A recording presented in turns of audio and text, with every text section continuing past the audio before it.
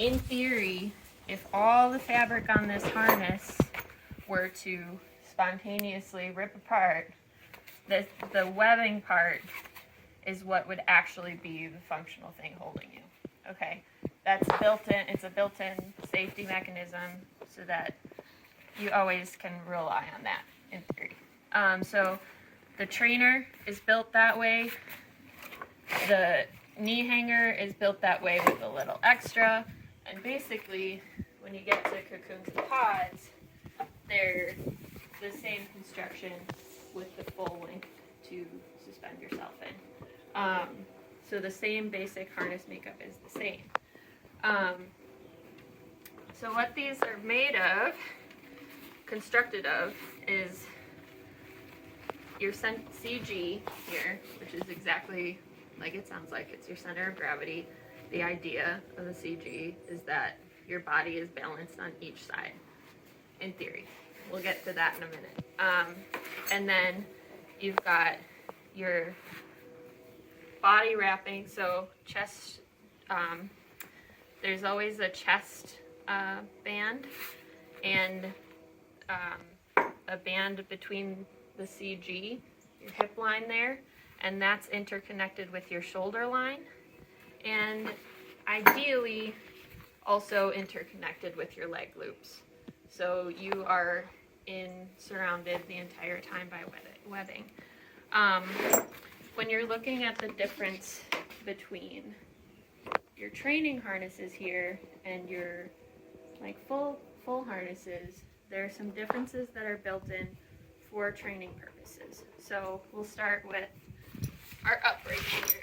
So in an upright harness, the idea of training in uprights is to provide a more comfortable and familiar position for students to be learning in, upright as opposed to prone, because prone you're adding a whole different set of elements and you're working from the down tubes. So that being said, with an upright you hang a lot higher because you're upright using the down tubes.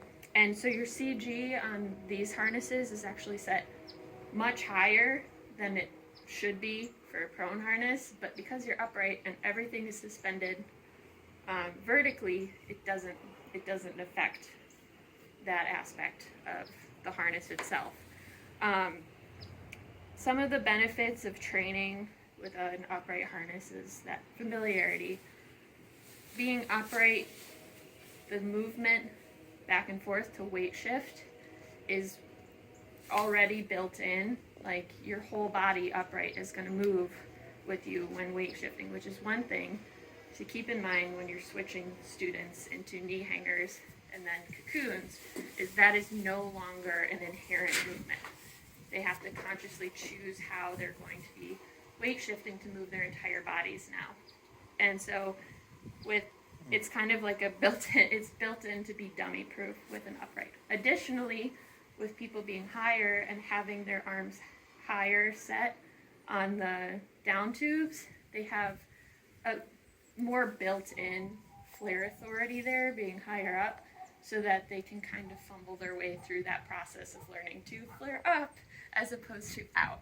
So that's built in. It's really great for the hills, short flights, off the mountain the first couple times.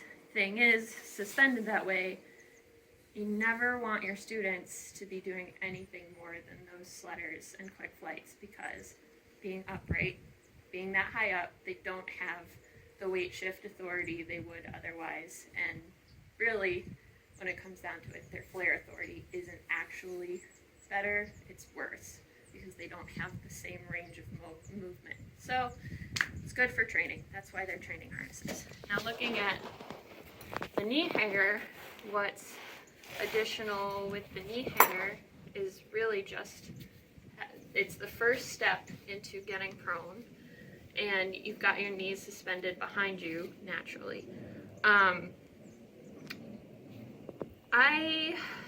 There's a lot of talk about knee hangers, like they're fantastic training tools. A lot of people, especially in the last couple of years, like kind of gets hooked on the knee hangers. I don't know why they insist. Like there are several students here who will not switch from, they get their own knee hangers and will not switch to their own like full length harness. There's a lot of debate whether or not the knee hangers should really be the next ideal step. The other thought is stirrup harnesses. The reason for that being is the way that the knee hangers are built. If you'll see here, even on me, I'm really little.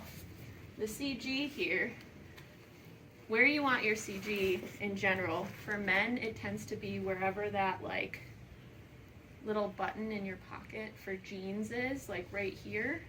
Women, it's lower because they have lower hips. You want each side of your CG to be balanced in weight, ideally, which is much lower than you would just assume looking at someone. And so on the knee hangers, the CG is really very high for that. Like you strap in, it's here. So that being said, you don't have the best control there. A stirrup is built longer, usually down with a knee bib, and you also have the suspension, so you can drop the CG much lower to be balanced.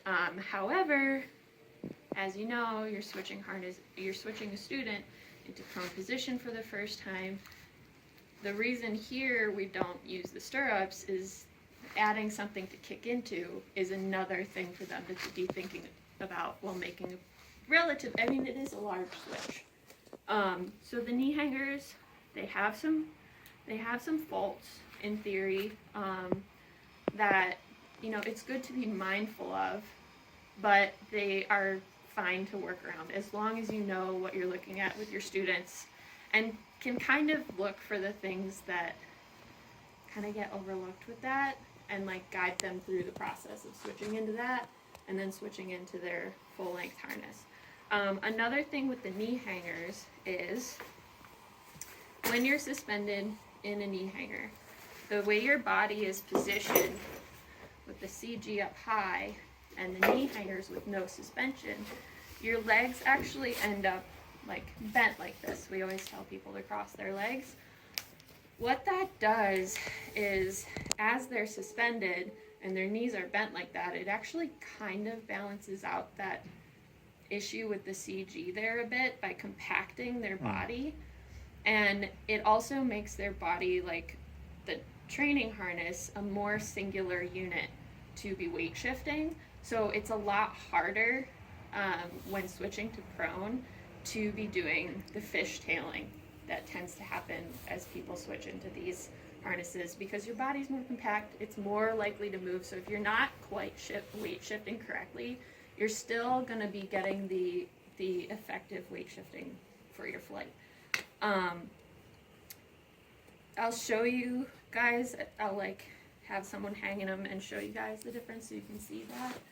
But it's something to be really mindful of when you're switching them to their new, like, whether it's pod or cocoon or stirrup even, because that is the element that I see students fumble through the most, is not making that connection of how they actually need to move their body on the base tube when they're prone and fully suspended like that. It tends to get translated into, if not full cross controlling, because they're shifting and twisting and actually moving their body to the opposite side, just very ineffectively pushing their toes. One of the students here right now has been doing it very consistently. What was Dad's name? Jason? Jason. Oh yeah. I see him doing that all the time, and it's just a matter of that not being actively communicated, that it's a very different movement they're going to be needing to do on the base tube as opposed to on the down tubes, or as kind of a lump unit in their knee harnesses, like the knee hangers. Just, it's something it's really hard to feel, and if they're not seeing it and they're not like being like directed into that conscious movement, it kind of gets lost in translation. Another thing with the knee hangers is as we're training here, we tend to start them hanging high, like really high. And Matt explained to me why. Joe, do you know why it started high like that? On the hills or on the mountain? On the mountain. For some reason. Mm-hmm. I've never, like, he explained it, the idea behind it. I had, like, but for some reason, like, I've been racking my brain the past couple days trying to remember to tell you guys what his thoughts were on that. And at the time, I was like, All I can think is, so it dampens your roll because you have less control. So maybe you won't PIO or something. Makes the body less sensitive by purposefully destroying your leverage. I know it did. I don't agree with that. Doing that, but Really that's the only reason I can think of why he would do that. It definitely did have to do with the approach and landing aspect of it. I couldn't, seriously, I haven't been able to remember, like, I've been racking my brain. I couldn't remember if it was a matter of, like, being up higher for the flare still, or actually preventing PIO. Makes a lot of sense too, but it's out of my mind. I don't remember. That's something, like, if you want to find out more, I'm sure Matt would be more than willing to discuss it. With the training harnesses, like on the hills and at first when you're newer up there with the training harness, you're like 5 fists high or whatever, but people might just get used to that. Yeah. And you're that way because if you're upright, if you were to take those straps off your shoulders and actually lay prone, then you're in the right spot. Mm-hmm. But if you were to do your normal, like, one fist with a training harness, your hips are so far below the bar that if you were to lay prone, it'd be above your head. Yeah. And you're hanging way too low. So Yeah. people get used to that 5 fists thing on the upright, and then they switch to the knee hanger. Yeah. Now that you're prone, you want to be doing the 1 fist. Yeah. But when we But start if people the get knee used to hangers, that in their head of I need 5 fists, that only applies to the upright harness. Because it's as if you were up. It's like do a hang check in your pod fully upright, and you're gonna be more than a fist. You're upright. Yeah. So with the training harnesses, that's the dangerous thing I see about the training harnesses is if somebody's hanging too low, it can be dangerous. You have no flare authority because you can't reach up more than a foot up the down tubes. And you're going to PIO all over the place because you're hanging. The base tube's like, at your belly button. I've seen that happen a few times where someone's like, oh, I got a fist or whatever. And it's like, well, in an upright harness, it doesn't work that way. Yeah. And plus, they're not really even launching in strong conditions here, so it's not like they really need so much leverage. No, not in theory, especially the first couple knee hanger flights. So it's totally fine, and it does dampen the shock of dropping that far your first time, dropping prone. Like, it kind of eases that transition, so it's very gradual. It's just a tip forward, and as long as it's still conditions, fresh student, sledder conditions, that's fine. You've minimized the risk there that they'd need that weight shift authority to make that okay. Where that becomes a problem, and where I have seen that be a big problem here in the past, is when students are still in their knee hangers or using our knee hangers while they're waiting on their harnesses in whatever form, whether they haven't purchased one yet or they're waiting for it to be made or to come, and they're starting to do more advanced flights high and haven't realized or haven't been directed through the fact that they need to be lowered to that 1 fist. That's one of the, it's one of the biggest problems I've seen. I see it all the time when I'm here. I'm seeing it with people in their own harnesses, whether they've been flying for years or are fresh to flying a new harness, is not flying close enough to the base tube. And there are several things just with physics there that make that really, really, really exceptionally dangerous. So if you think about it, if you're hanging high, right, and as opposed to having like your full range of motion here for your pendulum, you've reduced it to only having this much range of motion, this much weight shifting capability in your pitch and roll, and it makes your movements and the glider's response in turn really, really, really delayed. And I mean, it's just physics. It makes sense. You know, the wider your range of motion in that pendulum, the more effective your movements and the responses in turn are going to be. And especially when you are flying in high wind conditions, which our students here, the first thing they go to do from doing their sledders is getting up on the ridge, which is high wind and close proximity conditions in rather turbulent air. You don't have the response time that you really need when you're hanging like that. 2 years ago, one of the largest contributing factors to, I don't want to say this, the other Brian Morris's crash into the middle of the road up there was the fact that he was hanging too high. He didn't have the authority, and with his,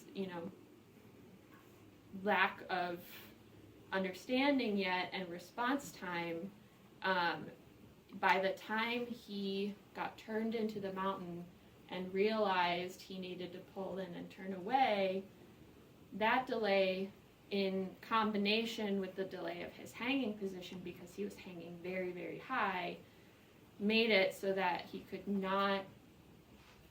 make that decision fast enough at that point. It was too late. And that happens. And he was very, very lucky and ended up recovering fine. But it's something that, we kind of like brought up and was like, this is something that needs to be addressed between people flying their sledders in their knee hanger and moving on to do more advanced flights while they're waiting for whatever solution they're coming up with for getting a new harness or their own harness. So that's one thing to keep in mind, is keeping an eye on your students who are still in knee hangers and making sure that they are addressed and lowered so that they have that authority to be learning in those conditions. I'm trying to think. There was something else about hanging high.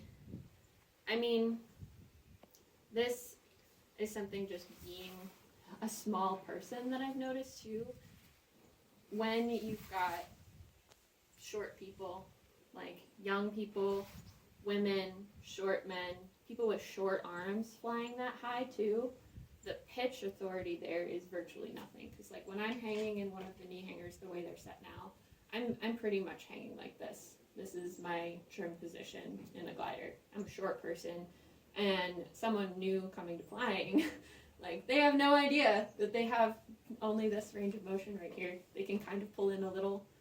They can kind of, maybe get it to a stall, maybe, depending on their arms.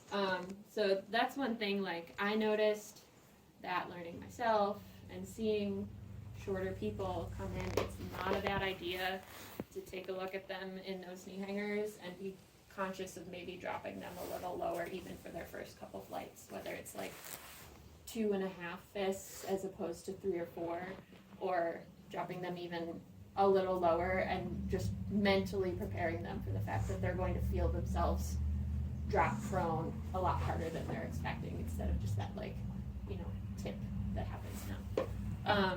So that's what's to be known about that. Getting upright and flaring in knee hangers, as you guys know, is not easy. And people who do it for that long period of time, like if they're waiting for harnesses for a long time, can get into the habit of doing the Flintstone hip throw forward, just because their knees are stuck bent and they're trying to land on their legs.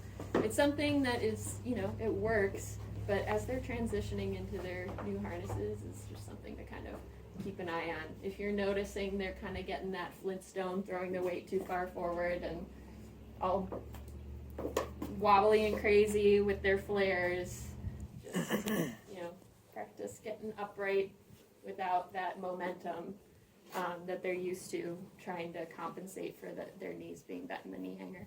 Not a big deal. People figure it out eventually. It's not terrible, but it is something to notice, as instructors. That's something that gets built in through that repetitive action, not necessarily something that they're just inherently doing wrong. They've just built a bad habit. Okay, so switching to a full length harness.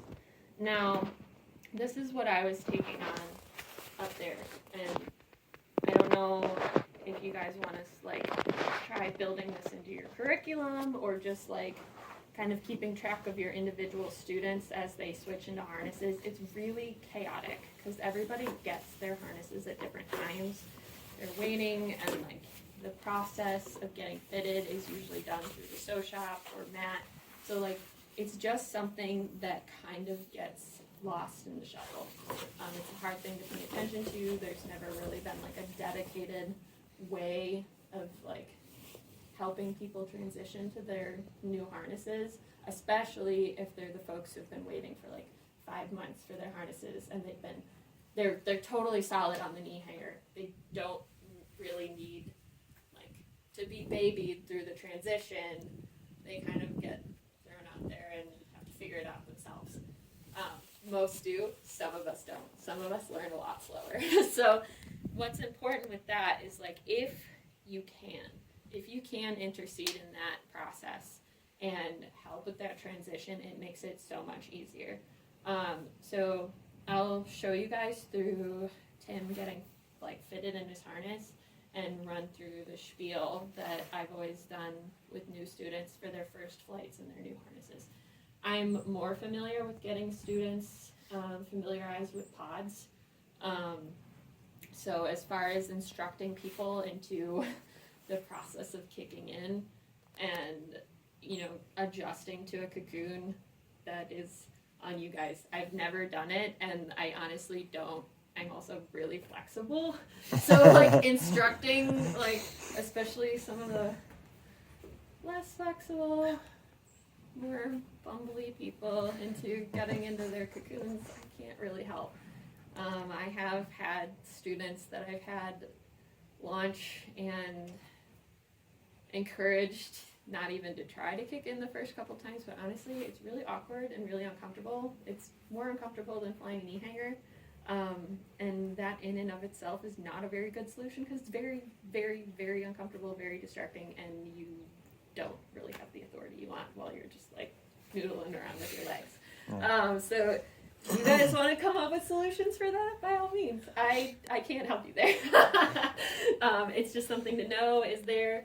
But I guess I'll just have you hop in and run you through the spiel. I'll show you guys how a cocoon is fit, like the lines and stuff, where they should be lined up, what you should be seeing with your students laying in a cocoon, and feel with yourselves. Like a harness, ideally, should be comfortable. Like if your harness is uncomfortable, there's something going on, whether it just needs adjusted, or whether or not you are maybe not fitted to your harness right. Like used harnesses can be really, really difficult that way, because it is very, very custom fit. But a harness should never be uncomfortable. If they are for your students or for yourself, it's something to be addressed. And I'll show you what you can do to help yourselves and your students just out on launch to fix some of those problems pretty quickly. Oh, it sucks having to do this with such a really boring harness. I couldn't pick a color. I know. It took forever to not pick a color. I wish there was still some of that baby blue up there. That was pretty. Joe, do you have stuff to add? I flew the knee hangers a lot, so I have a lot of experience with knee hangers. Just on sliders, I had that one that was all webbing. There was no like cloth. I guess the only thing I think of to tell a student with a knee hanger, when you're in an upright harness, your legs are below you. For a lot of the time they are. Don't expect that to ever happen in a knee hanger. Like, it helps to tell them, like, your legs will be bent when you're upright. Because they're being, people are like, my legs are restricted, I couldn't get them under me. Yeah. Like, well, you're flying, why do you need your legs under you? I mean, Yeah, if your students are solid enough that they can, you it know, teaches you good habits afford if the you learn it distraction properly. of disconnecting it before they go on their base. That's what I have to do. Yeah. You should have your legs bent anyway when you're landing any harness. You want your weight as far back as you can on the flare. So the more weight you can get behind you, the better. When you flare, your carabiner falls, and now your legs are free. So like you really don't need your legs under you until that moment of flare. Exactly. Yeah. But that's where that Fred Flintstone, like throwing your weight comes in, because they're just trying to get, and they're completely counteracting the fact that their weight should be behind them, like just trying to end up on their feet. So it's just stuff to watch. I guess the other thing is don't tighten the shoulder straps so tight that the harness is like up Yeah, to no your way. collarbone. That makes the CG incredibly high. And then when you pull in, it'll rock upright. You won't actually go faster. It'll just rock you upright, and you'll just pivot like this, and you won't actually have any pitch control. Because the CG's Yeah. Way too high. So it's better to leave the shoulder straps a little bit loose. If anything, tighten the leg straps first to hold the harness down, and then tighten the shoulder straps. And I still leave those, like, I've flown tandem a lot with Stevie, so she was used to the motion. But I tighten the leg straps, leave the shoulder straps a little bit loose, and then when we get in the air, you can just grab the hip risers and like shimmy yourself forward in the harness. And then the shoulder straps are tight now, because you can move forward. Yeah. But I wouldn't do that with like new students, but if someone owns a knee hanger, it makes it way more comfortable to land it that way. Yeah. But it takes a bit of getting used to. Y'all know. You can also add a stirrup to the knee hanger. Just have something to push on and pull the harness down. That's That's the what Jeff had. biggest advantage. So then you can have both the knees and the stirrup. Yeah, that's what Jeff was flying for a while. It's And the main thing for the stirrup is to be able to pull the harness down to get the CG in the right spot. alright. I'll show you guys through this. So depending on who fits your students, they may not know anything about how to fly in their harnesses. Poor Eric Casey, he's a perfect example. He'd been flying 5 years already, and he and I did an exchange. Like, he built me a rack, and I was fixing his harness for him. And he got in his harness at his shop, and he was upside down. So heads down, he was like upside down. And like 2 minutes before, he'd been showing me this elaborate contraption that his chiropractor instructed him to do. His neck was just so messed up, and flying made it so bad.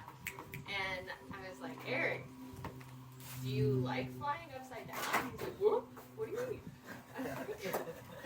Well, why are you flying so heads down? And he has a GT pod, and he's like, oh, I just, I've always it's been this way. And he didn't know what the heads up and down was. Like, he didn't know one correction. Use the heads up and down to pull himself more heads up. And the next day, for the first time, he flew over 2 hours because he wasn't in too much pain to stay up. It's simple stuff like that, like, because we move through this process so quickly and are so excited, and like, it's not exactly on our part the most organized, these things get lost. So like, as instructors, knowing how they work and why they work and why they're built the way they are is really helpful to you in spotting those things. Like, hey, why are you upside down? Stuff like that. Even with people who have been flying forever, I can't tell you how many people I've just hung in their harnesses because they're like, oh man, my back is killing me. Or like, my knees when I land, they hurt so bad. Like, it feels like my kneecaps are getting ripped off, and it's just a matter of adjusting the harness and just not knowing that you can do that. So let's take a look at Tim and his cocoon here. Where do you want me to be? Why don't you grab the base? Okay. So when you're looking at someone suspended in their harness, what you want to see is their body straight, or as straight as you can get comfortably. He's almost like curved, like a bowl up a little bit. He's a little bananaed right now. Did you set that up on purpose? I've been fucking with the rigging a little bit. Yeah. But it's been a second since I adjusted it, so it could probably stand to be tweaked. And cocoons, like, it actually looks like he's more banana than he actually is, because the way that cocoons are built, instead of being closed like that, you kind of get that impression just from their bodies hanging in the pocket here. But honestly, you're not really that banana, just a little tiny banana. So Tim has his CG set up lower. That's a choice. A lot of pilots, especially in cocoons, and if you're going to be doing aerobatics, or there are a lot of advantages control-wise to have your CG set up a little lower. If you look at pictures of John Heine, like his like down by his knees. His mains, these mains are down his here. mains. And this is where your CG is. Mhm. Your main connects to your CG. Mhm. This is where you have your control in the glider. These lines are suspension lines. They are there for comfort, and they're there to function to keep you up, but your control comes from your CG. I don't understand how like this is like lower third or something of the body weight. I guess I Yeah, would think like, most of the body weight is like up here. Ordinarily, like if Yeah. your CG was centered, if this CG was centered, it would be here. Yeah. Cocoons, we always drop a little bit. You don't want it perfectly balanced, Yeah. or like with the knee hanger. Like if your CG was perfectly balanced to where you were on a teeter-totter, Yeah. every time you pull in, you would just You rock upright. up. Yeah. And so to counter for that, you need. So it has to be if lower. anything, you like minimum, I'd say like 60% of your body weight forward of the CG and 40 behind. Especially. But if you fly Right. really fast a lot, you're putting more force on your upper body. You want even more, a higher percentage of your body weight up in front of the CG. Right. That makes sense. You never want it exactly centered. You always want a little bit more in front of it. Mm-hmm. But depending on, aerobatic pilots will be where he is or slightly lower. Mm-hmm. Where he is actually pretty good, because you can guarantee that you can stuff the bar and your body's going to stay prone. Yeah. Your shoulders aren't going to come up like you're just doing a push-up. But if your CG was even, that's what would happen. You wouldn't actually really go that much faster. Your body would rock upright and your shoulders would come up, and you would just be a drogue chute, destroying your own glide. And that's, Now you're not flat. So that's something Okay. you're gonna notice, especially on chick pilots. The pulling in and rocking up thing, because all the designs are made for dudes, and chicks have much lower center of gravity, and that isn't always something, especially when ordering a harness, like from measurements and a distance that doesn't get accounted for. So you will notice a lot of like women pilots having that trouble pulling in and their bodies rocking upward.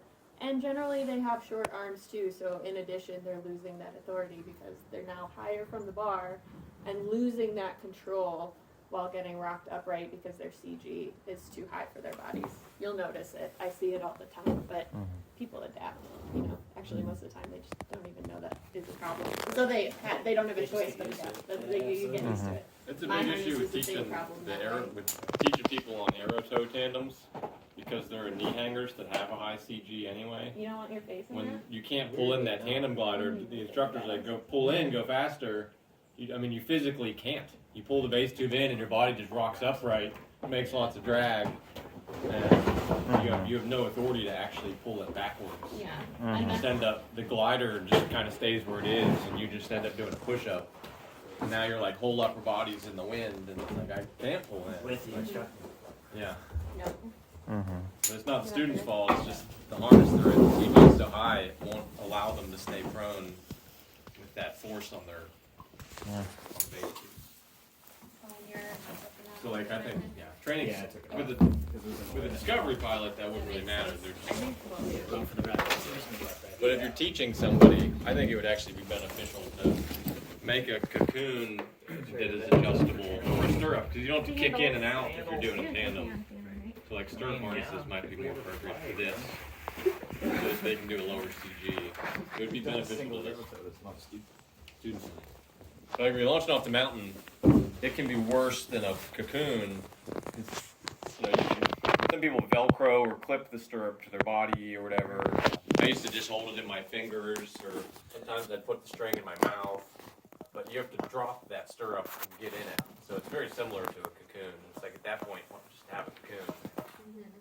I guess really the primary advantage of a stirrup, like training wise, is that it's adjustable for a wide range of heights. Like a cocoon, this will fit somebody about my size, but like if Stevie or like Jason Anderson, who's 6'7", wanted to fly this, they couldn't. But a cocoon could, or a stirrup could conceivably fit both. But the CG doesn't change on it, does it?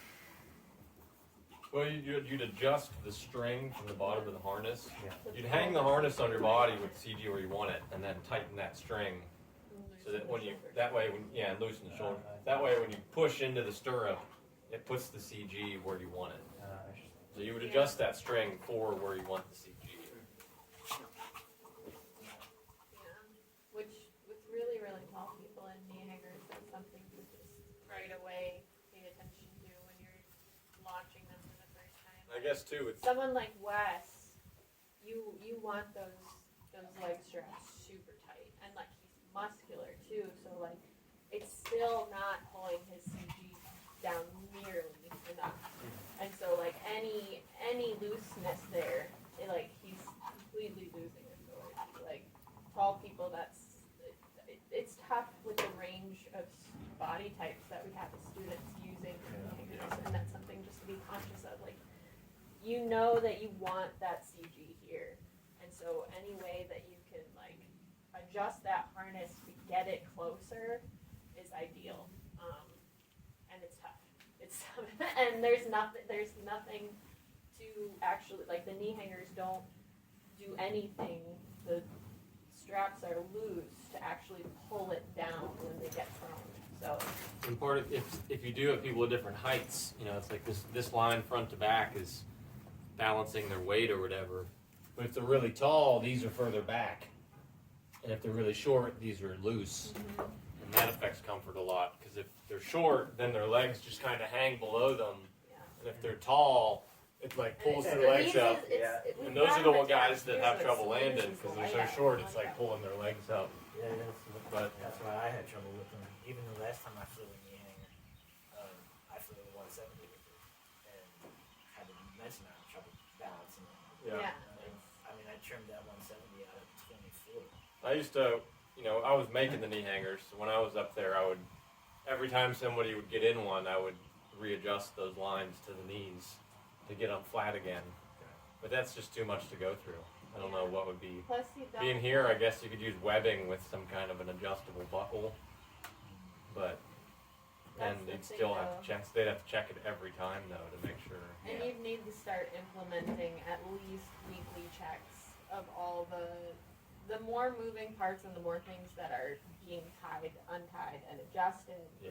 the more on top of the maintenance and the checking that you need to be. Like ideally, honestly, there should be at least one dedicated time a week that all the harnesses should be going through. Like all the bowline knots should be checked, the lines should be checked to make sure that it's even, because they get tied up, they get knotted up, they get thrown in the back of cars. By the time they get up, the student has found, oh, this is untied, and they just like quick tie it. And so, I mean, that was my job for the longest time, going through the harnesses up there, just resetting them over and over and over. And it's amazing like how a very short amount of time can really, really, really end up affecting like how things are set on these harnesses. So like in theory, it would be fantastic to have something implemented to make that adjustment every time for each individual student, but then that has to be taken into account. The ones down here need it all the time down at the toe line, like that's why we set them all up and do really thorough checks every time we're setting up for doing the tandems down here, because they get adjusted, they get thrown around. It's At one point we had different size. There were like 2 really small harnesses for kids and like 1 extra large harness for large people, and then all the normal size ones. That way, at least on the extremes, you had a second option for a harness. So you weren't putting some like 6'7" guy in a harness that was made for someone that's 5'9". yeah. Which we have that But down it is really here, hard but to just deal with not one up harness that's adjustable for all people. It's at least, I guess, up there with students, as they're clearing the hills, generally, at any given one time, there's only a couple people that'll be using shop knee hangers. So it's like, if they're kind of an average body type, you don't really think about it. But if you just happen to have someone that's like really small or really big, maybe adjust it and be like, hey, every time grab this one. Or just encourage, if there aren't a lot of students around, just encourage them to, kind of hold on to that for the couple days that they're going to be launching it over and over and over, so that someone else doesn't grab it, because it happens.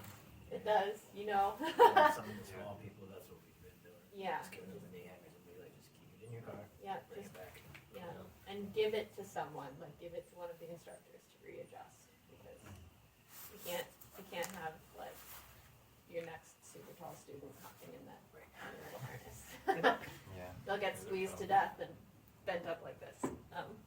Alright, finally, I'll show you guys like where the adjustments are. Tim doesn't have his heads up and down set right now. It is easy to tweak though. It's just one. Yeah. What do you mean it's not set? He doesn't have a I heads don't up have and an down adjustable line like attached heads up right and down now. thing. So he's got it set to where he wants it, which is this straight position, which is what you want to see. Like, you want his knees to be relaxed but suspended. So the lines here on a cocoon should be just a little bit either in line with their knees or a little bit lower. It seems like with cocoons, a little bit lower is more comfortable than right at the knees. It creates a lot of tension here because the way that these bars work is they distribute the tension here. But because they're just bars and this is fabric, it only grabs right here where this is suspended. So that's a lot of pressure to be right under the knees. When I show you guys how the pod is set up with the front to back line, it's a little bit higher. You want it like just at the knees or slightly higher, not much higher. I'll show you what becomes problematic there. And it's something that's the most important thing with pods to keep an eye on as far as like comfort goes, and I'll show you why. And then he's got this, use this set up a little differently. I like the rigging a little bit. I like your rigging. That's It's only one tweak. only one tweak. It's only gotta Yeah, do so one knot. you want the straight body position. You want the CG, especially with cocoons, lower. Pods, they can be a little bit closer to at the CG and not have as dramatic of the rock up when you pull.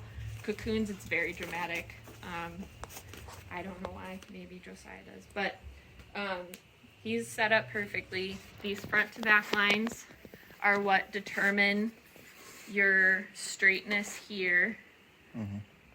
His are adjusted just how he likes them, straight. You'll often see, if you see any bending of the hips down this way at all, it's going to create a lot of tension here, and it counterbalances where the CG is set lower, so that now you're adding more weight to the front of your harness when your hips are bent like that and starting to get under your body and under your CG there. So it's just a matter of tightening these lines.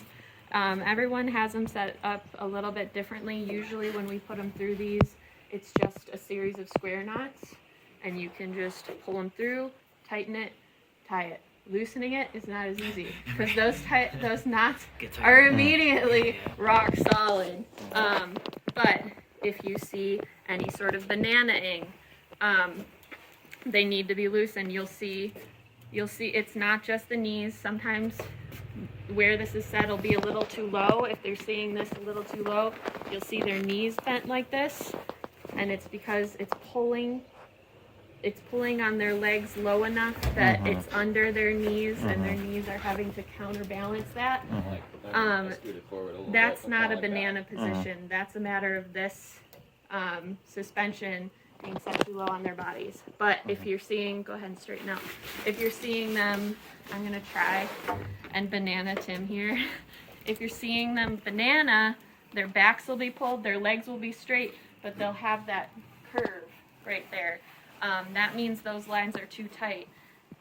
That may be a matter of it not being initially set too tight, or what I've noticed is these lines, this kind of spectra, isn't as prone to shrinking as some of the others. Like there's a thicker kind we've got up there that sometimes people grab by accident. That stuff shrinks in UV like crazy.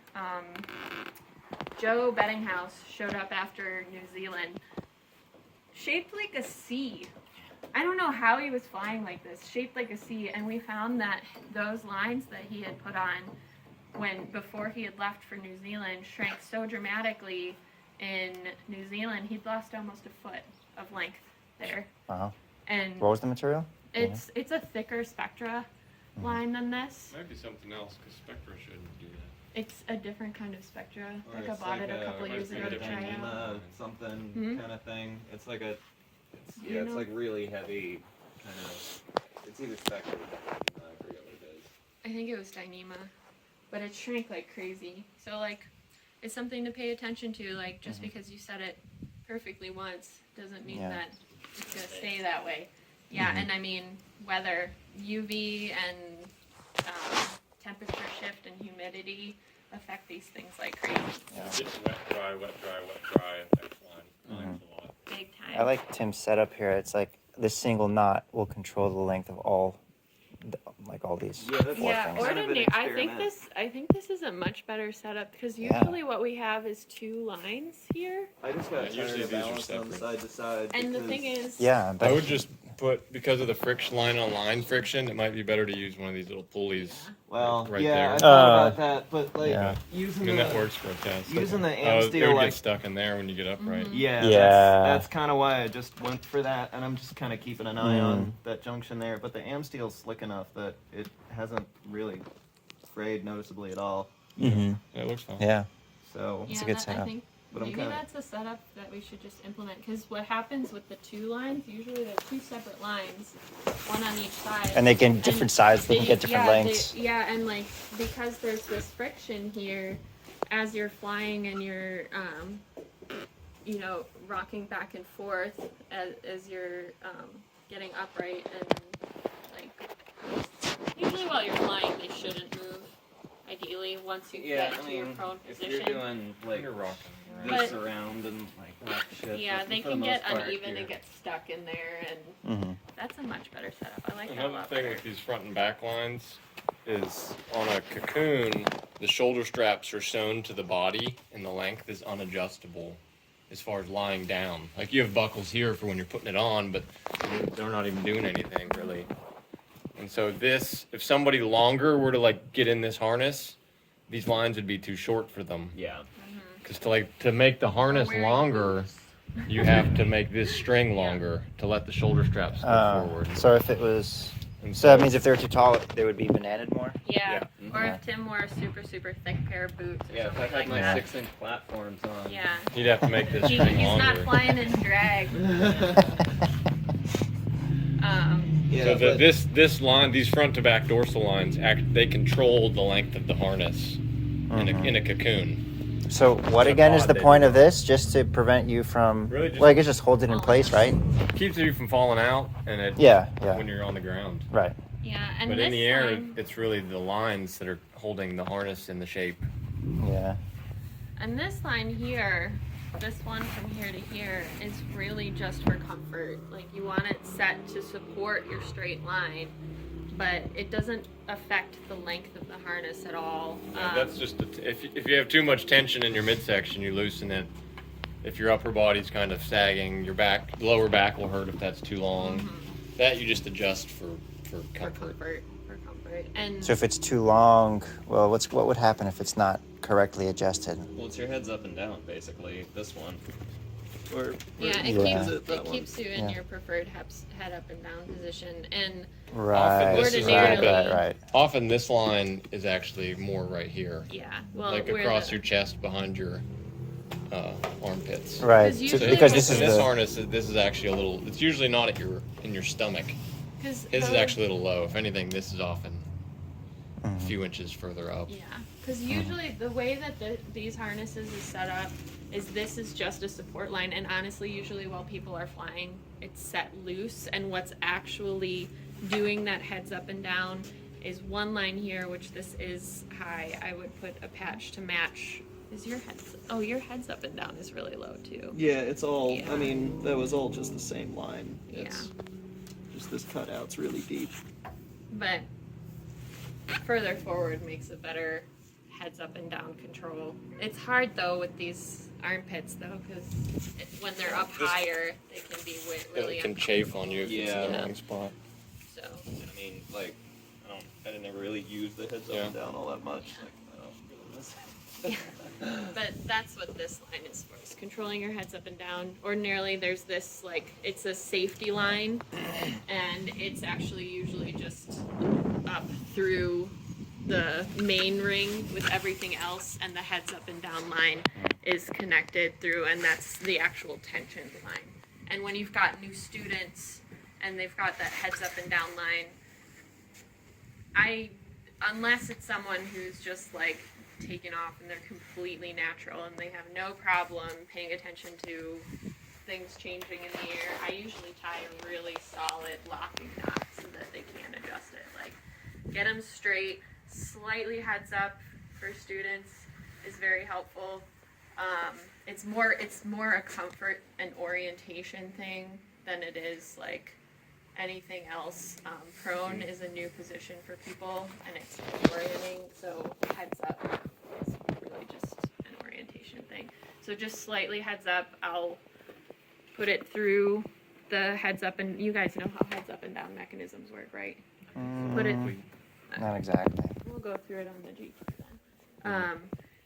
And I tie like a really solid looped knot here that is not anywhere they're going to catch it with their hands or anything like that, nice and tight so that they can't adjust it. And when they feel I just tell them, when you feel it's time to start messing with that, we'll readjust this line so that you have control over it. But for now, I don't want you thinking about it at all. Okay, now the orientation, getting a new student into a new harness and flying for the first time. There are things that are different with the GT because there are extra things, zipping in and everything like that. But the very basic things that like I took on years ago and are super important is actively pointing out to them the difference between how they've been flying in the upright harness, the knee hanger, and this new harness. And so when I had people up in the shop, I would just explain that to them. Like, you are used to flying on the down tubes and having your whole body move this way. And your first orientation on the base tube, you're more apt to move as a unit because of the way that the knee hangers have you hanging and not suspended. You're still just one lump unit, just like one solid thing. When you're in your brand new suspended harness, whether it's a cocoon or a pod, it's important to take your students and have them on something representing a base tube, whether they're hanging on one of the simulators or you're up in the shop and have them hanging and using like the step ladder there as a base tube. You want to get people so that they're holding onto the base tube and consciously pulling their entire bodies. Yep, not like that. Pulling like they're grabbing the corner almost and pulling their entire body towards that corner. Like making the connection with them that they're actually moving along the base tube as opposed to shifting themselves around. They should be feeling their elbow bend and their opposite arm suspend in the opposite direction to get their the top of their body as well as their lower body over into that corner for that weight shift. Yeah, that's the important thing, as well as. 'Cause As well as. it's just as easy to cross control that way, and that you just do this, and you don't actually do anything at all. I always tell them that So it's, you're like you know those, I've never even known what to call them. You know those little things that you put the socks on and you slide back and forth with your legs, like back and forth, the skiing things? I always tell them you want to be doing that with your arms. You want to be pushing and bending your elbow to get yourself into that corner with your entire body straight behind you. You want to keep that line perpendicular to your base tube the entire time. Because what happens is... It's okay to lead with your feet as long as your whole body moves. Yeah. They don't, like, a lot of people are doing this. They're doing that pivot. And the other thing is the full cross control, where they're actually pulling their upper body to the opposite side. So now they're effectively doing nothing. That is what happened with Pedro when he was coming down super slow, and he was just pivoting his entire body so that he was effectively completely cross-controlling the entire At one point, way his down. feet were like, as it was turning steeply, his feet were like pointed at the ground. The He was ground. like this. Yeah. Because Yeah. his whole body, it was like 90 degrees. He was like that in a big turn. Yeah. And see, the thing is, like, students, it's kinesthetic, so they can't feel that unless they're actively directed through it. And so it's just a really, like, integral A lot of it's muscle exercise memory, to do just before hanging down they- here and Yeah. moving back and forth and Mm-hmm. building the muscle memory. Exactly. It's just a new muscle memory. It's something new that's being introduced that it isn't necessarily inherent for a lot of people. Like, some people, like, they take to it naturally, and that feels like a natural movement. Like, they understand the feeling of the weight shift, but a lot of people just, like, that connection isn't a natural progression. So it's something to go through with them through their introduction to their new harness. And that's something I was doing during fittings, but now I'm not up there, and it's kind of like up in the air who's going to be doing the fitting. Sarah's so wonderful, and she knows how to do these fittings and do that direction, but she's a little bit shy since she doesn't fly about, like, being as authoritative with it as I always have been, because, like, I'll keep people up there for like 2 hours for their fitting, just like, all right, this is what you're going to be experiencing, this is how it's different. And, like, it also, you know, there are a lot of deaf ears that come through when someone hasn't been flying. They're like, oh, you don't fly, this is just a harness, you know. It's like, no, this is actually your entire control. You are your control mechanism. So here's how it's going to work. So it's a pretty simple thing, a really quick thing to go through and help them, like, first experience that new movement and begin building that muscle memory. But it is entirely necessary. Like, as simple as it is, like, it changes everything. So that's it with the cocoon, unless you guys have questions. I know I'm just kind of like rambling randomly, but Yeah, I think it's pretty clear. I would like to try it out on mine soon yeah. at some point. yeah, we'll see. I'm how your- like really curious, like what the hell is wrong with mine now? Yeah, well, it's. Yeah. I mean, they're super simple, but there are a lot Yeah. of things that if they're set up just Yeah. a little bit off, Yeah. it's going to be And it's not not- nearly as effective or super uncomfortable. Yeah, it's not even just these adjustments, like where this is, where Mhm. this is, where this is, you know, there's like, Harnesses Where- are a lot more complicated than they look. Yeah. Like, it's simple physics, but it's body physics, so it's all very different with each individual. Like, how people are shaped very greatly changes the Yeah. aspects of how their harnesses work.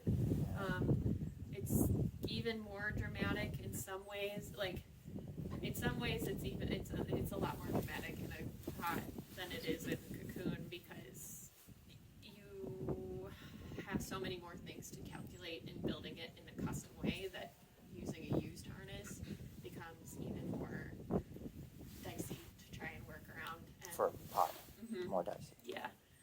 I can't speak to that with racing harnesses. I can't even be asked a question about racing harnesses. That's all this guy or Phil. But with these guys, I can can run you guys through them and show you why they're set up the way they are and what the most common things you're going to see as far as problems with yourself and with students being in those harnesses and how they're fitting affects your comfort and your flying. So we'll go through that now. People shouldn't be afraid to adjust stuff or help people. If anybody has any discomfort, it should be addressed right away. Immediately. Unlike me, There's where it's no reason years. for it. Yeah, I've had people that are like, man, I've never been, they've flown for years, and I've never been comfortable. I can only fly for 45 minutes. And That was me. you adjust their harness, and then they're just like, oh my god, this is totally different. Part of it was too the relativity. Like when Adam first set the tilt point on my Eagle, you know, it's way up high, so you gotta bury the bar. And then I flew it, and he's like, "Well, how's the bar pressure?" I don't fucking know. Yeah. You know, like I've never flown anything else, so it was fine for yeah, me. exactly. And I didn't realize. Don't have anything to relate to. Right, I didn't realize how hard I had to fly that Eagle until I flew my Sport. And I took off and I got out of the cart and I was kind of like lighting up a cigarette, grabbing a drink, and I'm like, you know, and I'm like, holy shit. Okay, I hate towing my Eagle. You know, the bar pressure sucks. Yep.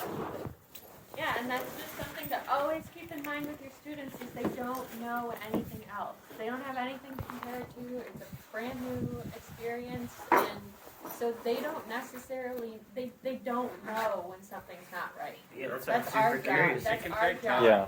You'd be surprised how many times I ask for help with my cocoon, like from people who have been flying for a long, long time, and they're all like, "Oh, I don't know, like nobody knows." That's And why I'm like- super excited a to half see an if inch something's wrong with can mine. be a huge Because Yeah. I have no idea. Yeah. Yeah. Like I probably adjusted mine like 10 times before I got it exactly where I wanted it.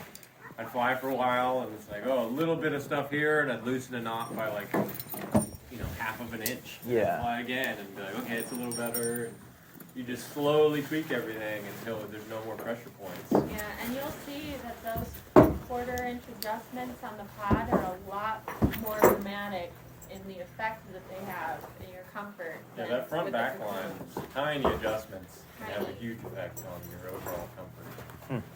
And I mean, I'll show you how this front to back line works and where it's supposed to be, and you see that especially with older harnesses, they're not anywhere near where they're supposed to be, and like at that point, like it's necessary for them to have that revamped and adjusted to move that line 6 on their body and have it lined up like, so that it's holding them correctly.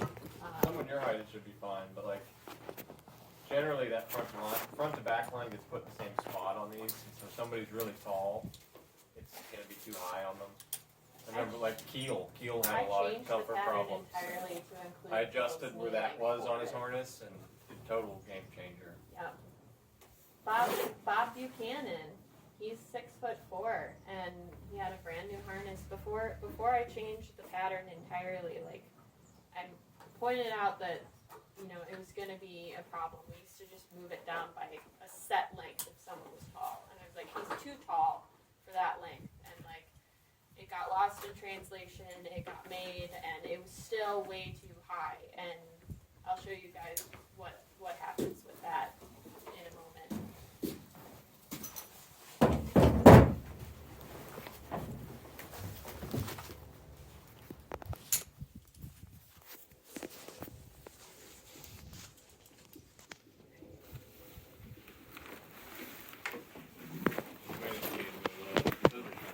Yeah, you're gonna have to move up a few loops. You. Yeah, I got you.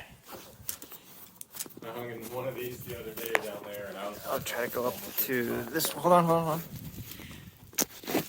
Are we in? We are. Try that. You're good. Is that too high? Yeah.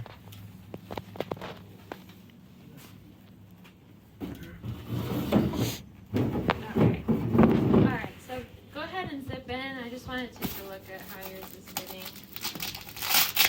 Let me make a little note where your knees are. If you'll just tap where they are. So this is your knee right here. Okay, alright.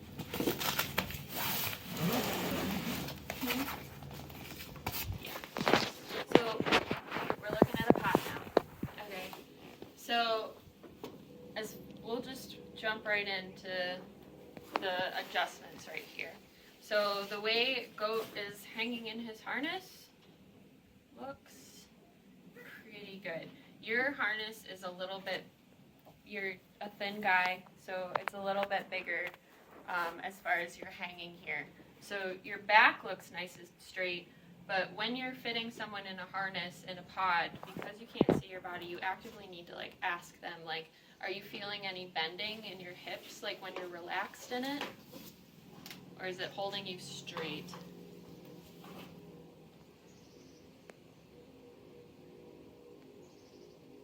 No, it's pretty straight. Okay. It looks straight from out here. It looks good, but you always need to ask because you can't always see that. Now, as far as your knees go, are you feeling any tension on your knees as you're flying or when you're laying in it? Just relaxed, just with your legs suspended. It's a little tight at the knees. It's a little tight at the knees. I'm actually not surprised. It almost looks like, go ahead. It looks like it's the right length. You're a little long. It looks like it's a little bit long. Do you kind of like push on your toes a little bit to suspend yourself forward? A little Do you bit. find yourself actively like pushing against your boot Not the whole time, but a lot of the time. a lot of the time? I think it's just because it's just slightly a little long, and that's okay. Your CG. Well, you have adjustment in your shoulder straps there. Yeah. If you were to put a coat on, it would be different. Yeah. You would fill in on that. But unlike the cocoon, the overall length is controlled with the shoulder straps. And so two things can make you droop. This line being way too long, or the shoulder straps are let out too much. You don't have the tension along the harness that would, it's like if the harness is too small, you're going to be crammed in it. But if it's too long, you're kind of going to sag. Yeah, just a little bit, and then you'll And feel. so it's like at that point, just tightening this isn't really going to help.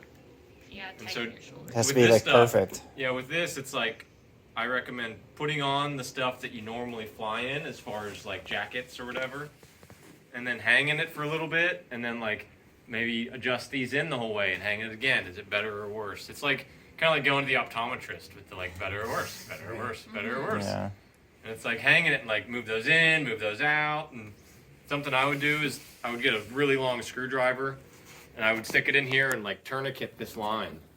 Like better or worse, and then spin it one time. Better or worse, and then spin it again. Yeah. And it's like then you have an exact. And it's just like, okay, so let's tighten that. And then I take it off and I tighten it a half an inch and we do it again and again and until it's perfect. And then you adjust this and now you need to check those again. And Yeah, and Right. remember to do it seasonally. I made that Yeah. mistake. I put on my boots and my coat, and I went to go fly in Utah, zipped up, and I would like. It's the most uncomfortable feeling being squashed in your heart, just Yeah. compressed. It's not like a cocoon where it's gonna the length is controlled by this line. It's controlled by you being stuffed in this thing. So it's compression, not banana, and it is awful. So remember, That's how I when was you're flying my switching- GT pod. Yeah, when you switch seasons, you've got to adjust your harness and take time to do it. Like just Yeah. mess around with Yeah. it. yeah, Like, just back and forth. Take it off, adjust something a little bit. yeah. And it's like you could shorten that line and see if I don't have anything here to twist it with, but it's like We'll show you how to do that the might knot help a in little there. bit. But then I'd still just play with the shoulder straps and or those the shoes you normally fly in, because if you had boots, another inch Yeah. on your heels Yeah, I could don't make all the fly in difference. Huge, For exactly that reason. Yeah. I did that a few weeks ago. Never again. Yeah. I did that in Chelan one time in snow, Yeah. test flying stuff. And it was snowy in winter, and I usually fly in little sneakers, Mhm. and I had these. The same thing like a few weeks ago. I got into my new race harness, and I was wearing really thick boots, and with a really thick coat as well, because it was really, really cold. And oh my God, I flew to the point. That was actually my first time flying to the point. Well, And it was, excruciating oh my God, pain. yeah. It's so bad. Oh yeah, it was really, really It's bad. so bad. Yeah. And But I got to the point. Yeah. I- That's one of those things. It's like eventually, once you've done it enough times, Yeah. you kind of can eyeball. Like if I was gonna get in like that, I would just let my shoulder straps out like an inch or something, Yeah, yeah. and then Yeah, and they're not that hard to do either, so it's like there's no No. excuse. it's kind of because we built Even them if you the don't way get they it perfect, do with it's the better than not Velcro doing Yeah, and for sure. the reverse engineering on the buckle there. They can be kind of a pain in the butt to adjust, but it's worth it, and it's not that hard. It's just a lot of swearing and trying to shift things, but it's doable. Might be able to use a carabiner. I don't know. A screwdriver. I got a works screwdriver best. in my car if you want to fetch that. Oh yeah. Like, does that feel better or worse, or any difference at all? I mean, it feels a little bit better, yeah. Yeah, I was What about now? thinking That's arching my back. That's good there. Sweet spot. How about that? The one turn and that one are pretty This much is- comparable. That's nothing, and that's one turn. Yeah, that's arching my back. Yeah. So that line's not too long. Yeah. Actually, the carabiner works.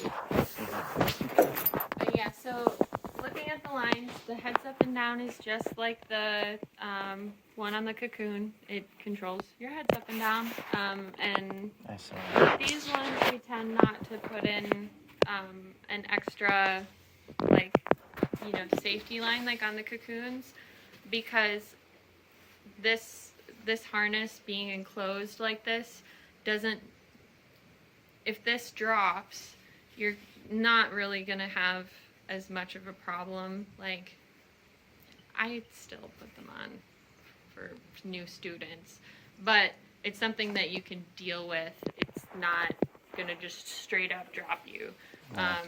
Like, You can still always get upright if you need it's to, right? easier to get up than when you're in a cocoon Yeah. and keep yourself up. It just means having to actively do it.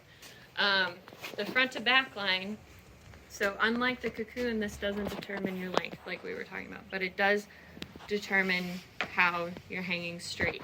And ideally, where you want this grommet that comes in the back here is to be right at or slightly above the knee. That way, this suspension here, where it's distributed through, is not, if it's too low, it's gonna it's gonna pull your knees forward. And if it's too low, you really can't fly like that. It's very rare that I see it too low. Short people, it's the only time that's gonna happen. And it is exceptionally painful and needs to be fixed right away. Super. Yeah, it can't be behind the creates hinge point so of your much leg, pressure. or it just pulls your legs up, your Yeah. feet up. And it is But that's painful. something as an instructor you can't really do unless you just notice it and can mention it to the sew shop. Mm-hmm. Because in that case, this bag would have to be shorter to move Oh, yeah. to move Though, this forward. I have had Yeah. to do that I had to do it on mine, and what I did was just That's something cap they off should this catch when they zipper, make it. like, and close off the bag, and just Like put the sew grommet it. through. or- yeah. Yeah, I remember you doing that on Rigos too, where you like Yeah, Rigo's tied off just- the zipper and then just put two grommets, one through the top of the bag and the other through the harness. Exactly. It's kind of off to the side, but it Yeah, works. just so that the zipper can't go past the grommet. They can still use the bag, but you've got the grommet through over. Because his was an example of it being too low, and his knees were killing him all the time because they were being. It's a lot of pressure. Like, this is That's an holding issue this with the whole knee harness hangers up. as well, because they're holding below your knees. Yeah. So they put a lot of pressure on your knee the way especially if they're tight. The thing I see more commonly is that this grommet will be too high on people that are tall. Like this, where this bag is, will only come to about here. And what happens then is it doesn't suspend your legs, so you get that. They'll start sagging down, No right? matter how much you tighten it, they end up sagging and creates a ton of pressure in their hips. It creates a ton of pressure where the CG tension is, because now all of your body weight below that is suspended on this. And most of the time when people are complaining, my hips, they get super bruised while I'm flying, I'm in so much pain. Alex Poitras had that really bad. Yeah. His was a different issue though. But you get that, like, extreme, most of the time, that's the issue, is this is too high and it's not effectively suspending their lower body properly.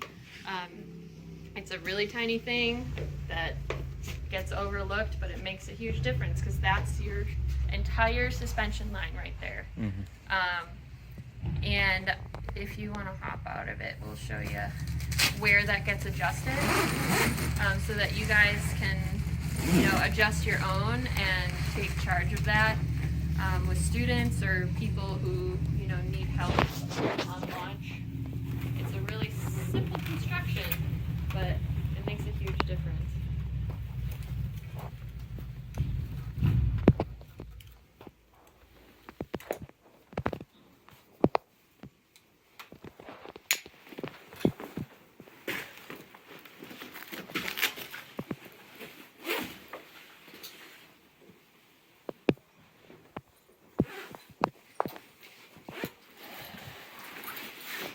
Do you find yourself, like, when you pull in, do you find yourself rocking up at all? Like, getting heads up? I did, and then I changed the length on the heads up pull Yeah. so that I don't anymore. I can pull forward, and I notice, like you were talking about earlier, gliding forward instead Yeah. of That's an something. arc. That's something to be conscious of. Because your CG is right at, if not a little bit higher than ordinarily I might put it, which is super simple. You can, you can lengthen your shoulder straps a little bit and either put like a thicker boot plate in there, Okay. or That just moves it another back, piece of yeah. plywood, or wear thicker shoes. Just to push yourself up, even just like a ½ inch will make a difference. Okay. If you ever notice, like, the way you've got it set, you're doing that more, just keep that in mind. You can push yourself forward a little bit in your harness, Okay. lengthening something down there, because Alright. you are right at it, if not a little high. I have looking it. at Where is I it? have a half piece, Right here? half-inch piece of styrofoam that I can put in the boot. that Yeah, already fit. It would be worth a try. Instead of tightening the shoulder straps, so that's where this balance thing comes in. It's like you can make the harness tighter by tightening your shoulder straps, but then that's going to make the harness sit on your body in a way that raises your CG. And so if you want your CG to go down, you would actually loosen the shoulder straps, slide forward in the harness, and then put like a piece of foam under your feet Yeah, in the boot. I think if you To maintain try the that length. now, you'll notice it makes a big difference. Yeah, I so- wanted so to instead see of you tightening getting out those- of it to see where it Yeah. actually was. Yeah, right. Before I was like, oh, that's a little high to me. But then just to clarify, make sure I understand, but on a cocoon, if you wanted to also move your CG, you could either re-sew the connection points, or again, also wear like a thicker boot or something. It's essentially the same thing Yeah. there, right? But Yeah, then you'd have you're to just- loosen that line to make the harness. Right. Your front of To it. make the shoulder It straps. controls the length. Yeah. Because you it's don't like have the to do shoulder that straps in are like front, that, and if you lengthen this line, now they're like that. Yeah. So you make the harness longer that way. Yeah. Where with this, you actually loosen the shoulder strap webbing and then shim it out with your feet to make it Come fit forward. right. Okay. Yeah. Which, yeah, and it makes it's kind of more comfortable to have a little piece of foam in there than like a piece of board. Anyway. Yeah, yeah. Yeah, I also, with my harness, And I have that already, so it works out fine. So I would try that instead of tightening the shoulder straps. I would. Yeah, they're already as tight as they're gonna go. Yeah. Yeah. Well, I mean, you can get that right up against it. Yeah. But if that is a good place for your CG, Yeah. I would put something in the boot instead. Okay. yeah, that's just, feeling where your CG is. You can adjust that for sure. Also, I forgot, the angle of these boot plates on these, people with small feet, it can be a little too dramatic, because their feet sit further in the boot. Like, your feet always end up in the toe. And so someone who's got small feet, like I do, that angle can be a bit too extreme, and I stuck just a little piece of foam in the bottom of my boot to keep my feet up a little higher. So that you're not Or like, you pointing can your do, toes like- super sharp. Yeah, or you can do like a beveled one in there so that it's a little bit more propped in the toe than up at the top, so that that's not as extreme, because after a while I was getting like really bad cramping in my calves just from the position that they were suspended in there. And Right. you're like, that's just stuff, Until I started adjusting playing with the harnesses and- adjustments, that's what was happening to me. Yeah, you were My getting calves were getting Yeah. super tight after like an hour and a half. I was like, okay, now I'm rolling into my wheels because I can't move my Yeah, legs. exactly. Yeah, I it's can't bad. tell you how many times I landed no step or flare to do nothing but crumple on the ground because my legs were asleep and knotted up in so many different places. Just like, wah. But it's just those little adjustments and keeping in mind that everybody's shaped differently. So it's the way that they're shaped is not universally attuned to every body shape. So like something like that, small feet. Oh, that's a really extreme angle where their feet are down in there, as opposed to someone who's got longer feet that are utilizing the full angle there. The front to back line is adjusted down here. So these are your spreader bars. Matt keeps trying to get rid of this. It's not a good idea. This one should ideally be like right between, or at least mostly between your CG, because otherwise, yeah, you want them right at the hip risers. The old one, before we changed the pattern to what it is now, you'll notice with the older harnesses that it's a universal length between these, and so they don't always line up, and it causes a lot of problems. That was what was wrong with Poithrus's. Oh, yeah. Is it wasn't between the CG, and what this does is it keeps it suspended so that it doesn't cinch around you. So it's pulling up and in. Up and so in. It keeps the That's kind of like a back plate on a back plate harness. yeah, kind of. Yeah.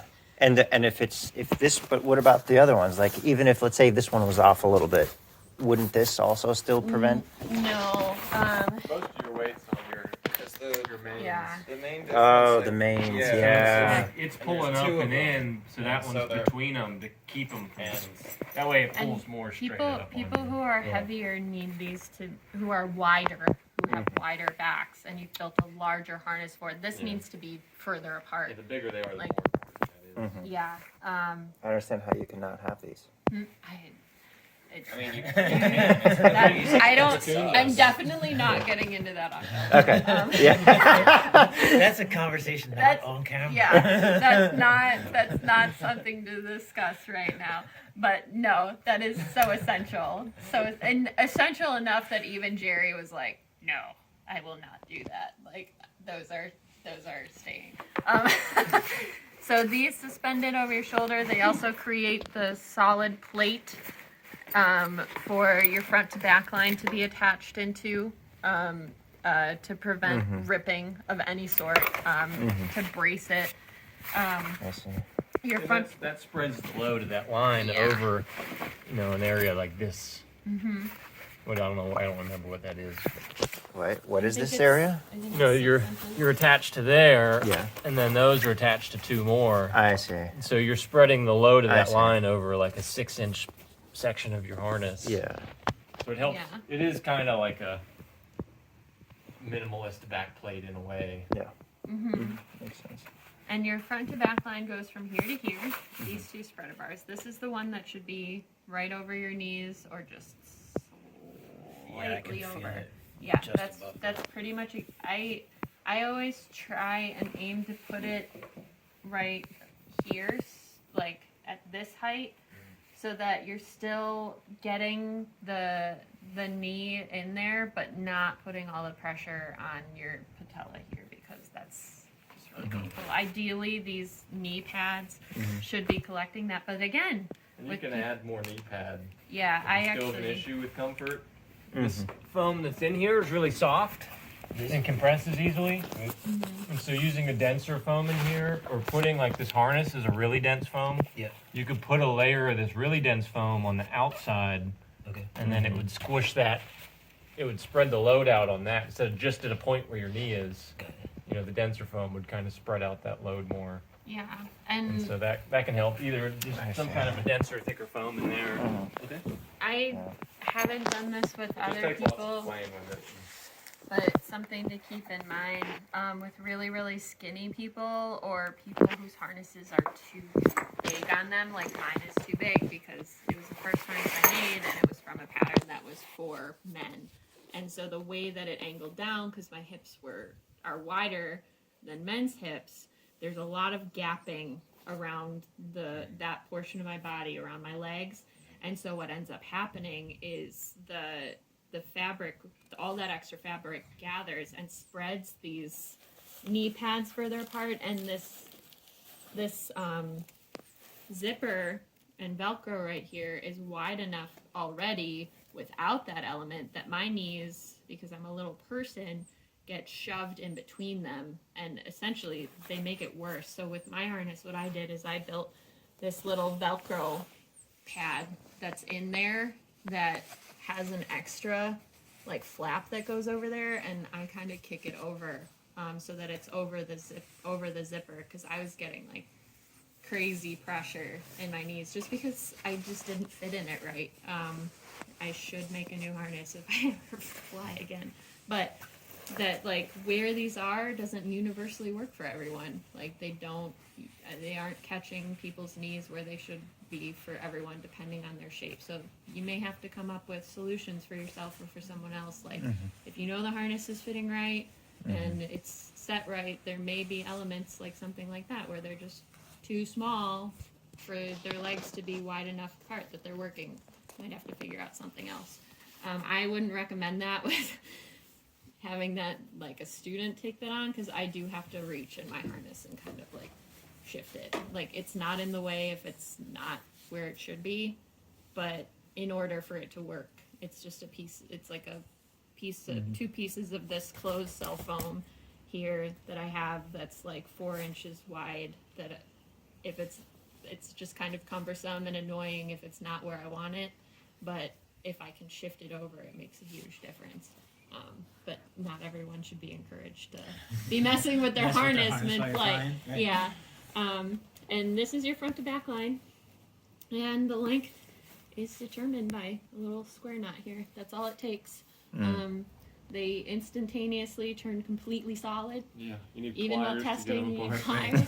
pliers. Sometimes what I'll do is if I have someone that I am completely clueless on how much I need to adjust it, I'll do the Screwdriver. turns with the screwdriver and determine that, but then you can translate that into a knot. And usually, like, if I know I'm shortening it, I'll just do a knot immediately next to it, and then immediately next to it. And if that's too short, which, I mean, honestly, if you think about it, every time you make a knot there, it's almost a ½ inch that you've just removed there just by knotting up that spectra line there. Yeah, if you have them laying it carefully, you can get it back out to adjust it.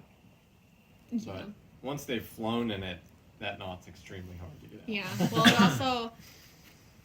it also depends how heavy the person is up in the shop too. Clearly. So the 2 pairs of pliers. pliers will do it. Pliers will do it. Pliers and swearing will get you through it. If But it's yeah, really bad, tiny you just cut it and adjustments. put a new piece of string in. It wouldn't be hard. It's No. like one knot.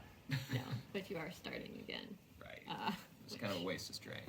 It's more fun with some people than others. But yeah, so tiny adjustments make a huge difference on this front to back line. And I encourage y'all to do it. Like, if you're thinking, yeah, I could be more comfortable, mess around with it. Like, mess around with don't be afraid to adjust your gear. I mean, from working on hang gliders, it's intimidating at first, but as you feel your way through it and start becoming more familiar with what you're working with and how it affects your flight and how it affects your comfort, it just becomes second nature. Like, you're in the air and you're like, oh, this, I don't love this about this, but now I know this is how I adjust it. Like, and the more you adjust on your own for yourself, the more information you have for other people to work with their own harnesses.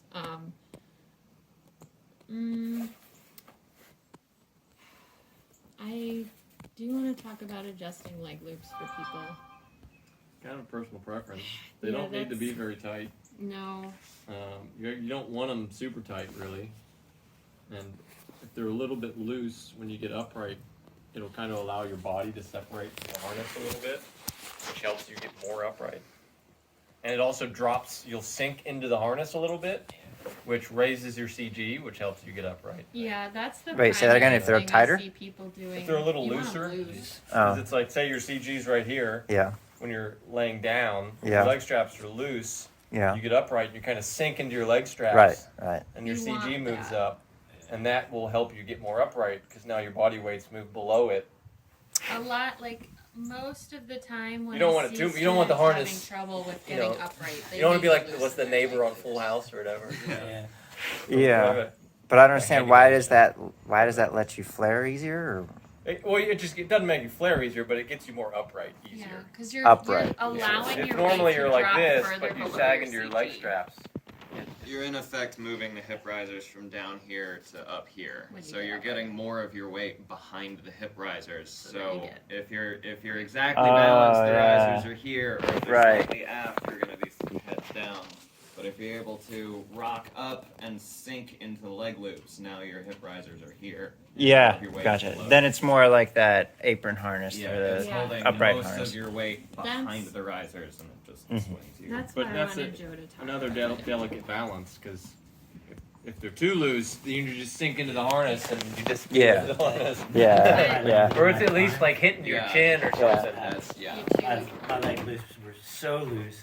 I sank down in the harness, and I felt it come up, and I felt like the neighbor from Full Yeah. House. I was like, Or oh, whatever that this is going to be People, interesting. people have a tendency, especially when they're new to their harness, to really lock these on, thinking that these are what's holding you in, which they are, but they're not going to come off when they're around you. Right. And so most of the time when I see students having a hard time getting upright to flare, it's a matter of their leg loops being too tight.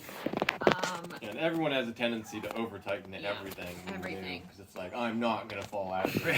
And that's Yeah. the thing with the knee hangers, you're because not. they're totally open. And Yeah. so that's why people tend to like cinch those shoulder straps down so tight, which kind of hurts the functionality Really of hurts it. the way it functions. What But about that's one thing to know But it's when a you're seeing, totally like, understandable anxiety. Yeah. I'm sure I did that when I was new. It's like if you're fucking pull those seeing things as tight as your you can. students like having to pull themselves up to get, which I mean pulls their pitch in.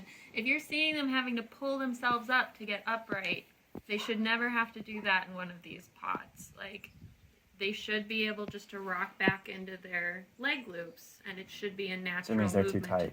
It means their Mhm, leg loops yeah. are too tight, and it's such Okay. a simple thing, and like people struggle with it forever and ever. They're like, "Fuck, I can't land. I don't know how to land. I can't flare. Like I'm gonna use the Mm. wheels forever." It's like no, it's a Interesting, really simple adjustment here. Loosening these up, not too loose, Could be so a that you're glider dropping. thing, It can be. What about on a high windy cliff launch up here?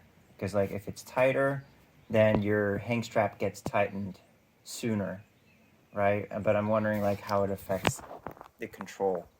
I like mine loose, but I don't know. We come from the beach, and like having them nice and loose actually gives you a lot more control Yeah. when it is tight there. It's just more comfortable too. and it's more comfortable, 'cause if then you're they're- getting, like, they're gonna pulled get up. tight when it starts to fly anyway. So Yeah. like if I As can. long as it doesn't come up to your face. Yeah. Yeah, You because mess I it mean, up. like the difference between super snug before it's loaded and like just kind of you can fit your whole palm between your hand and the strap. In terms of like distance you're hanging is negligible, half inch or so. So it's not like the glider has a whole lot of extra travel to Mm-hmm. to take up before it's loaded, but it's That's a true. lot more comfortable. Yeah. Yeah. I need to mess with that. Yeah, and that's why ground handling in your harness and some good wind to play around with is healthy. Yeah. Everyone should do it. Yeah. For Everyone sure. should do it because like Yeah. you start to realize that like when you're hanging a little bit lower in your leg straps and you're using more of the lower part of the control frame to control the glider, you have a lot more authority Yeah. ground handling. Well, and also like somewhere like the beach where there's a lot of wind, but it's really even, and you're mostly flying the glider or ground handling the glider with it just flying above you from the base tube, Yeah. you need to walk around. And so if so if your leg loops are already super fucking tight, You're being it's pulled off. really your- hard to do that because you're not able to move your legs around and like drive the thing. So it just It's a very fun way to control yourself. yeah. Yeah. You know what? I'm thinking that. Remember, Tim, when I was like having issues, I was saying like the control frame. Sure. The control frame is really big on my U2, and like on launch on high to wind, I had that hard time. Like, I think I might have been too tight in my leg loops as well. That was on the GT, I think. I don't remember what it is with my new harness now, but that could have been it. Yeah, it's something to mess around with, Yeah. and it's such a little thing. I had it there's really- so I had it many really other tight, things though. when you're flying that it just like Yeah. Yeah. doesn't occur to you like, oh. Yeah. 'Cause it's Okay. also like when you're flying and either kicked into the cocoon or zipped up in the pod, they're not really doing anything. Yeah. No. They only really It's just come launch into and play landing. if the harness disappears for whatever reason. I think you Or have if you're bigger launching problems. Yeah, right. than- But if that happens, the leg loops are not going Like to if the be fabric, Yeah. like if somebody casts a spell and it's like all your fabric is gone, then you're gonna need those leg loops. Yeah, Or I'll be but otherwise it's Isaac just at that launching and point. landing. Yeah. Like, it's- And like that same structure that we showed you in here is built into these harnesses, so you're held in by everything else webbing as well. It's immensely strong. It's yeah. Like if the stitching or the webbing starts to come apart because it's getting overloaded, either it was stitched wrong or the webbing is broken, or you have. If it's not, you have already destroyed the glider several And- times over. Yeah. And Like these, whatever G the way- forces are ripping this stuff apart have Yeah. already killed you. No, Yeah. like, So you don't have anything to worry about. don't have to worry. Right. You can lift You've like already an- moved on. You can lift like an F-150 with that shit. Like Yeah. it's not. It's. No. It's Definitely. So if you're putting that much load on those straps and they're Uh-huh. starting to break, you have folded your glider in half on Your G body's probably multiple pieces. or you're just a soup. I mean, that's like 6,000 pound webbing or something. Yeah, it's several absurd. tons. How many G's is that? A lot. I mean, if you and your glider weigh like Say I 200 don't know 200 pounds.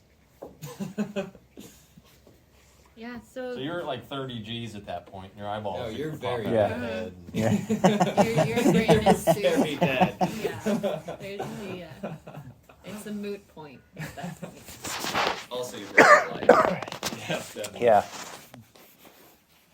But You'd be unconscious way before that. And then some. so those are all the basics.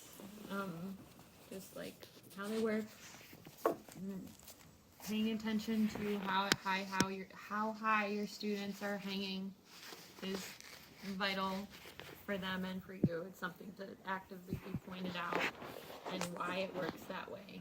Like why they need to be down. And keeping an eye in the sky, like as they're pulling in, are they inherently rocking up? Their CG needs to be lowered. Like And that also should be just checked right here before they even fly. it's a good idea. We've been trying to get Matt to build That's something I see a lot. a real like Especially with control used frame harnesses. up there for a very long time for that. It Control should- frame like this, you mean? Yeah, it should setup should be up there and should be worked with consistently. People would do it more Really if it's just important. there. Like, oh, Yeah. this is here. I'm just gonna try it right And now. like because as we were talking about before, because this comes further into the process and not at a consistent time for all your students, it's something that actively like they need to be directed through. Like they need to be like told they need to hang. And with any harness, that should just be something that's built into your process of flying and getting ready to fly. Is like anytime you've got a harness, before you ever fly it, like you should be in a control frame, like messing around with it, feeling how it like, are you rocking up, like as you like pull in, like are you getting effective weight shifting? Are you low enough? Are you so low that like in certain situations, like you're gonna hit the bar and possibly knock your pins out, like stuff like that. That's if someone's doing a hang check and their heads up is set to where they're really shoulders high. that's why we have them like pull forward when they're Yeah. doing their hang check. 'Cause if their hips hit, Mm-hmm. I mean, you won't be able to pull in. I see that a lot with older And they're people. gonna have They the fly authority's like gonna be this, strange. and You're their gonna have hips so low. You'll limit get their upright, your range hands of will be like way down here. Like, oh fuck. Like you have like Yeah. no authority whatsoever. Yeah. Mhm. Unless you have the presence in mind to grab the tail wires and just Yeah. Which, yeah, I don't know if I've ever seen that done here. I do it all the time in the hills, but that's Rudy, the hills. I mean, the Rudy, that's how he lands most of the time. Oh really? Out on the T2C, beach, I've I seen him went at like comps that come almost into every goal and time. Tail he gets wire upright and grabs tail wires. Yeah. Yeah, Rick Gatone said because he's so short. Yeah, He that- said, yeah. He said that was the only I way he do could it. land a glider. A lot of people used to land tandems that way because I mean it gives you more flare authority. Yeah. Your travel is huge. Yeah. Or if you're somehow like if you like snooze and miss the flare, but then somehow also have the presence of mind to go from here to here, you can kind of squeak a foot landing out of Mm-hmm. otherwise missing the flare window. 'Cause Yeah. it's just so much extra throw. Mm-hmm. Yeah, that's definitely a good short person tool to have in your arsenal. The main thing I've seen is Getting that tail Training wire harness. flare under your belt to Yeah. use it when you need to or want to. Yeah. It's like if you're Don't do it in wind though, Nope. or be careful. 5.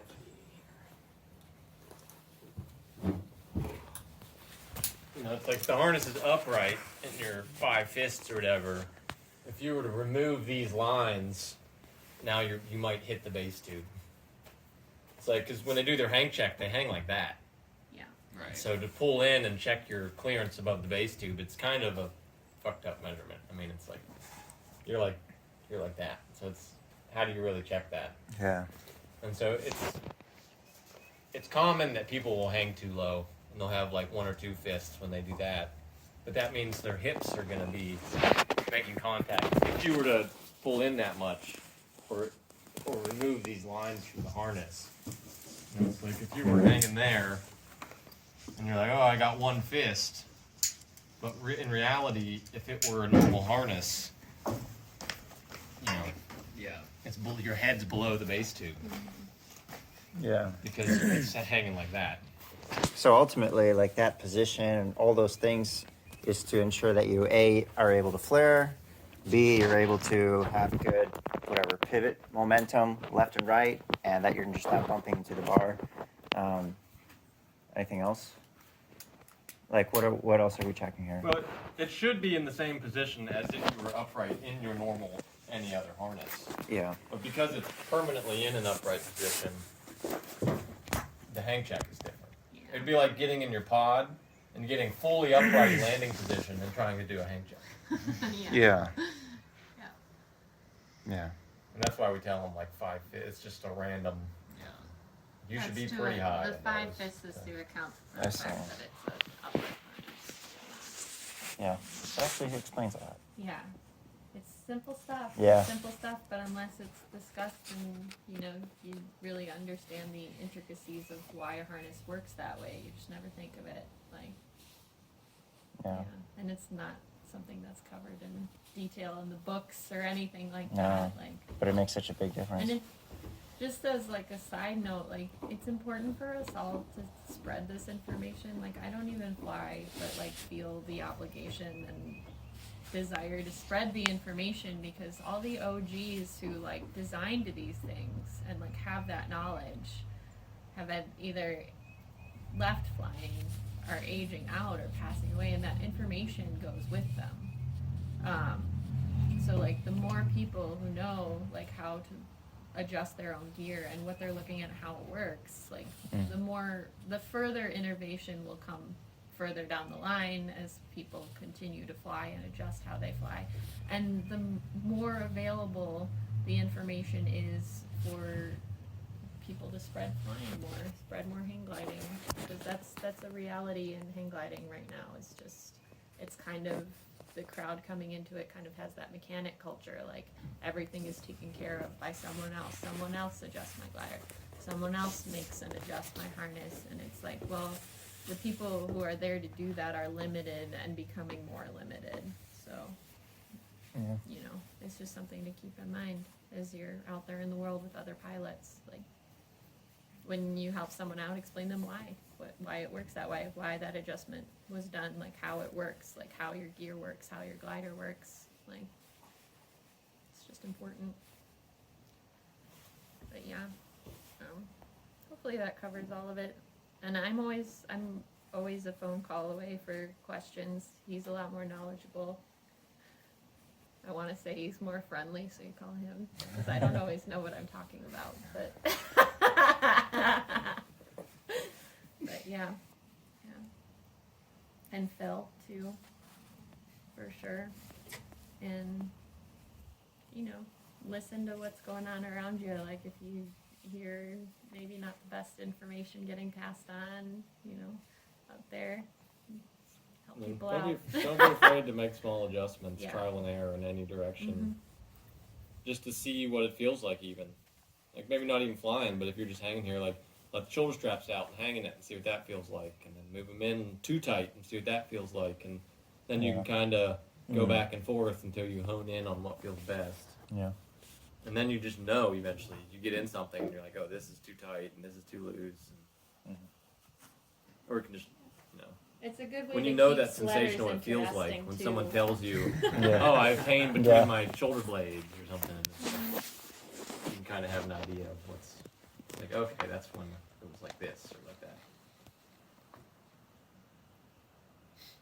Makes your breadth of knowledge fuller for people who need specific accommodations for whatever they've got going on physically too. Like if you have been messing with your harness and you know what alleviates pressure on in certain parts of your neck or your back, like you have that information for someone who comes in and they're like, I have this problem that I need to deal with in order to be able to fly. It's like you already have the information to start adjusting things so that they can be comfortable and fly safely.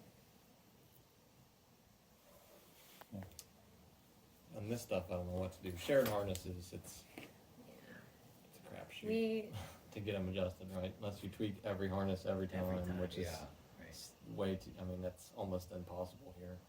Yeah, and I mean, honestly, the trainers, the uprights are built like prone harnesses being upright, which makes them very uncomfortable, and the CG way off. And like a couple years ago, first David Andrews and I, and then Phil and I were trying to implement trainer upright harnesses that function as were built to be upright harnesses, like climbing harnesses are, or something like that, so that your CG actually is like meant to be upright, and you're using that without that like pressure there, because it doesn't translate well right now. Like they're a very good tool as they are now, but they could be better, but that being said, like it becomes a lot more complicated when you're looking at redesigning things that fully. And it makes the switch into like the prone harnesses a larger switch. So there are pros and cons everywhere. Trying to work around that for sure. But yeah, do you guys have any more questions? Cool. Thanks for letting me. Oh, thanks for doing it. Yeah. Yeah, no, I just kept the first day I was seeing a bunch of students fly here.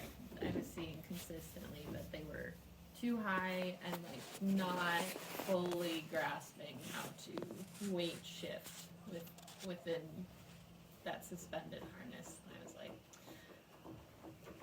I think it needs to be addressed directly. Yeah. In order for this not to be an element, because they lose so much control coming in. Like what I've been seeing is because they're high, especially, they're coming in a lot slower than they think they are, because they think they're pulled in at the limit of their range there, but they're really flying if faster than trim, not much faster, and losing a lot of control. Like a lot of the landings that I've seen recently have not been in very active fields, and they're still like losing control everywhere.